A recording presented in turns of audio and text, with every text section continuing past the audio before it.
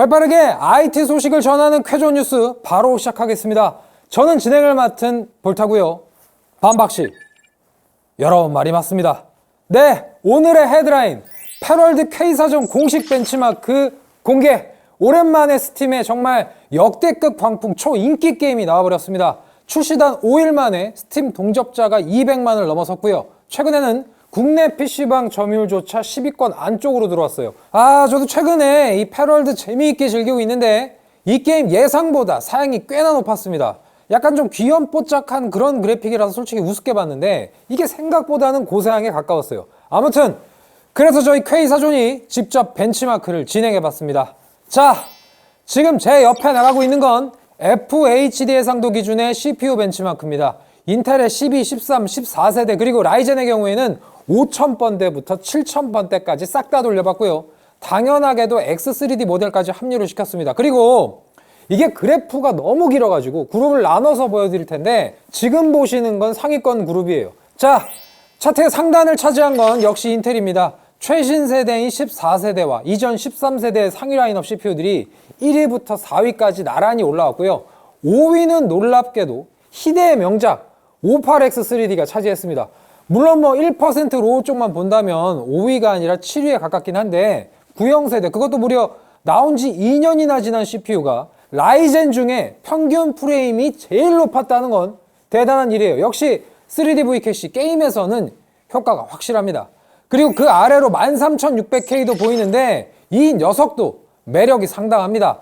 58X3D보다 이 평균은 좀 떨어져도요 1% 로우 쪽은 훨씬 더 탄탄한 편이고 마찬가지로 90세대 그것도 보급형 제품인데도 상위권을 차지했다는 게 핵심이에요. 그리고 아마 보시는 분들 중에 아니 왜 최신 세대 라이젠 7000 시리즈 어디 갔냐 안 보이냐 78X3D 대체 어디 갔냐 하실 텐데 네 7000번대부터는 중위권 그룹에서 확인이 됐습니다.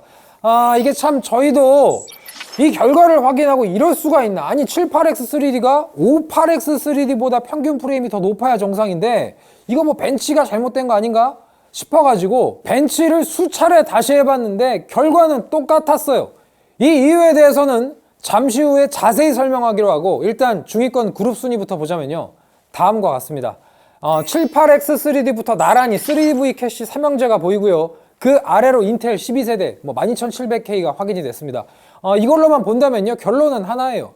라이젠으로 게임만 할 거면 이 X3D 모델을 구입하는 게 맞습니다. 아마 라이젠 8000번대가 나오면 그때도 일반 라이젠이랑 X3D 모델을 나눠서 팔 것 같은데 그럼 전 당연하게도 무조건 X3D 추천입니다. 일반 모델을 추천 안 하는 이유? 너무 뻔한 이야기긴 한데요. 설명을 들으시면 한 방에 이해가 되실 거예요. 자, 지금 제 옆에 나가고 있는 건 중위권 그룹에서도 가장 최하위 7950X의 코어 부하량입니다. 이 녀석은 16코어 32스레드인데 보시는 대로 자원을 절반밖에 쓰질 않아요. 이게 사실 패럴드만 이런 게 아니고요. 아직도 대다수의 게임들은 8코어까지만 활용하는 경우가 많습니다. 결국 누가 더 강한 8코어냐, 누가 더 부스트 클럭이 높냐 이런 게 관건이지 코어가 무작정 많다고 능사가 아니에요. 게다가 라이젠은 구조적으로 다이가 나뉘어 있기 때문에 코어가 많은 이런 7950X는 더 불리할 수밖에 없고요. 따라서 2년이나 지난 58X3D에 비해 평균 게임 프레임이 덜 나오는 거예요. 그렇다고 7000 시리즈가 싹 다 58X3D보다 못한 건 절대 아닙니다. 최근 게이머분들은요 평균 프레임보다 최소 프레임 쪽에 관심이 더 많고요. 실제로 7000번대 X3D가 1% 로우는 미세하게 더 높아요. 보시는 분들 중에 또 많이 인텔도 코어가 많은 제품이 있는데 왜 인텔은 대부분이 멀쩡한 거냐 대체 왜 때문이냐 하실 텐데 여러분 인텔은요 클럭 발이 그냥 다 하드 캐리한 거예요. 최적화가 덜 된 타이틀은 어쩔 수가 없습니다. 클럭이 높은 게 장땡이고요 인텔이 유리할 수밖에 없습니다. 그게 인텔이니까. 마지막은 하위권 그룹입니다. 여기서부터는 뭐랄까요 약간 잔챙이들의 싸움인데 인텔 13500부터 쭉 나열이 됩니다. 성능은 솔직히 말씀드려서 다 고만고만 하고요. 이게 차이가 없는 건 아닌데요. 중요하지가 않습니다. 어차피 이 그룹에 속해 있는 CPU를 쓰는 분들은 다음 세대가 나오면 갈아타려고 기다리는 분들이지 이런 벤치마크 영상 찾아보면서 내 CPU가 몇 등이네 어쩌네 이런 거 관심도 없는 분들입니다. 하지만 재미있는 포인트를 굳이 찾아본다면요, 12600K였어요. 얘는 지금 최대 프레임이 210 정도 나오거든요. 이게 14900K의 최소 프레임이랑 거의 비슷합니다. 뭐 게임은 그래픽 카드로 하는 거다, 뭐 프레임은 글카빨이다, 그래요, 뭐 그게 맞는 말이죠. 그런데 CPU의 성능적 차이에 집중해 보면요, 그러니까 이 FHD로 벤치마크를 돌려보면 CPU 쪽은 발전이 없다 하지만 결국 세대가 두 세대 정도 바뀌고 라인업 차이까지 고려를 하면 이 정도까지 격차가 벌어질 수 있습니다. 자, 그럼 이제 58X3D가 왜 평균 프레임이 78X3D보다 더 높게 나왔고 78X3D의 상태는 왜 그랬냐, 이거를 해석해 드려야 하는데, 여기엔 두 가지 이유를 말씀드릴 수 있을 것 같아요. 첫 번째는 클럭 차이입니다. AMD가 이 7000번대 시리즈를 공개할 때요, 분명히 전 세대보다 7000 시리즈 부스트 클럭이 더 높다고 발표를 했고 재원상으로도 더 높은 게 맞아요. 근데 이게 패럴드에서는 그렇지가 않습니다. 78X3D가 기재상으로는 부스트 클럭이 5.0이에요.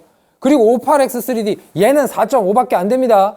이게 참 함정인 게, 숫자로만 보면 78X3D가 훨씬 더 높아 보이거든요. 하지만 실제 U 클럭이라든가 사용률을 보면요, 양상이 달라집니다. 이게 참 저희도 신기해서 여러 번 벤치를 돌려보고 같은 8코어 X3D 모델, 이 78X3D랑 이 58X3D의 클럭을 나란히 비교해봤는데 실제로는 58X3D 쪽이 약 200MHz 더 높았습니다. 그러니까 패럴드는 지금 라이젠 7000번대 X3D CPU의 성능을 다 활용하지 못해요. 7000번대가 5000번대보다 더 구려서 프레임이 안 나온 게 절대 아니고요, 다 갖다 쓰질 못하니까 이런 결과가 나온 겁니다. 두 번째는 패럴드 자체의 최적화 문제입니다. 이 게임 이거 얼리 액세스거든요. 쉽게 말해서 미완성된 게임입니다. 더군다나 이 제작사 부도 위기 직전에 내놓은 패럴드가 메가히트 친 거라서 메이저 게임들보다는 불안한 부분들이 많아요. 저도 실제로 패에 낑겨서 못 빠져나온다거나 뭐 플레이 중에 갑자기 뭐 일본어가 등장한다거나 불쾌한 경험을 한두 번 한 게 아닙니다. 어쨌든 요점은 패럴드가 얼리 액세스 게임이라 라이젠 7000 시리즈에 대한 최적화, 최신 제품에 대한 지원이 부족했던 게 아닐까 생각이 됩니다. 스레드 분배 효율, 뭐 CPU 부하량, 전반적으로 이런 모든 것들에 영향을 줬을 거라고 생각을 해요. 58X3D 쓰시는 분들 영상 초반에는 그냥 마냥 좋아하셨을 텐데 뭐 지금은 좋아하셔도 됩니다. 성능도 잘 나왔고 라이젠 중에 1등인데 뭐. 근데 이거 최적화가 더 진행되고요, 7000번대 CPU의 사용률이 올라가죠. 그럼 곧바로 원위치 될 거예요. 그리고 혹여나 라이젠 쓰시는 분들 중에 이번 영상 보고 역시 또 게임은 인텔인가? 인텔 지포스 조합이 역시 최고인가? 그런 생각 하셨다면 그건 오해입니다. 7000번대도 충분히 괜찮아요. 패럴드에서는 인텔이 강한 게 맞는데 모든 게임에서 다 이렇진 않습니다. 아마 이 영상이 공개된 날 저희 K사전에 CPU 벤치 말고도 글카 벤치도 올라갈 텐데 지포스와 라데온 성능도 면밀하게 분석을 해놨으니까 많이 좀 보러 오셨으면 좋겠습니다. 뭐 누가 더 성능이 좋았는지는 굳이 말씀드리지 않을게요. 가서 보는 맛도 좀 있어야 되니까 본문에 링크 타고 가셔서 직접 보시길 바라겠습니다. 이제 겨울도 끝나가고 구정 지나면 봄이 올 텐데요. 정말 개인적으로는 올해 하드웨어 시장에 웃음꽃 좀 폈으면 좋겠습니다. 라이젠 8000번대도 뭐 엄청나게 잘 나오고 인텔의 그 에로 레이크도 막 날아댕기고 막 기술 혁신이 적용된 제품들이 쏟아져서 우리 컴덕분들 돈 펑펑 쓰는 그런 한 해가 됐으면 좋겠습니다. 오늘은 클로징 멘트 따로 하지 않겠습니다. 여러분들 건강하시고요, 2024년 갑진년, 갑진 한 해가 되시길 진심으로 바라겠습니다.